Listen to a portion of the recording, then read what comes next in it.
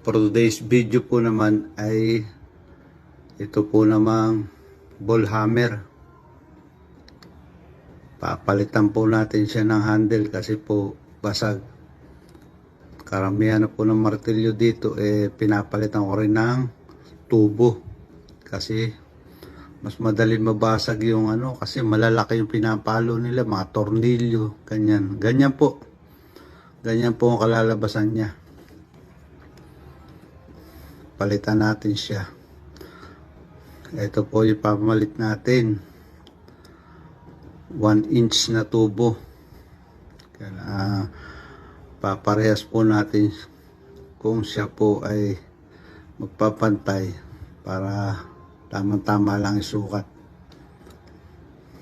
1 inch po ang inilalagay kong handle para po hindi masyadong mahirap hawakan.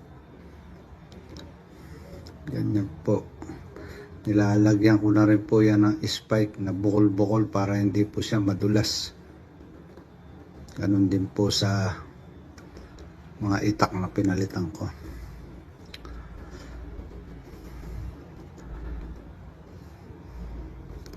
Ganyan lang po lagi mga dinadala sa akin. Finish project for the day. Pwede na po siya ibigay sa mga nagpagawa.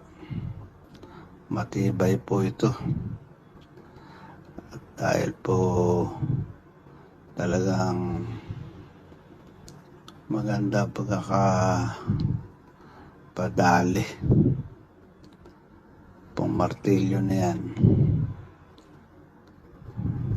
Hindi na po basta-basta mahuhugot o mababali ang kanyang hawakan. Ganon din po itong mga itak. Ganyan lang pong pagpapalit ko ng mga hawakan sa mga itak na yan. Kailangan po medyo matibay para hindi na po pabalik-balik sa akin.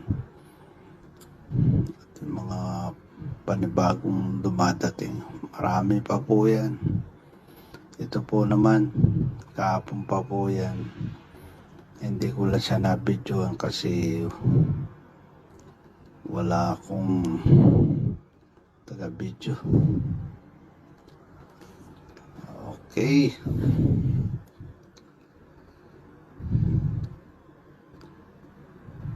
Ayos. Ganda. Thanks for watching.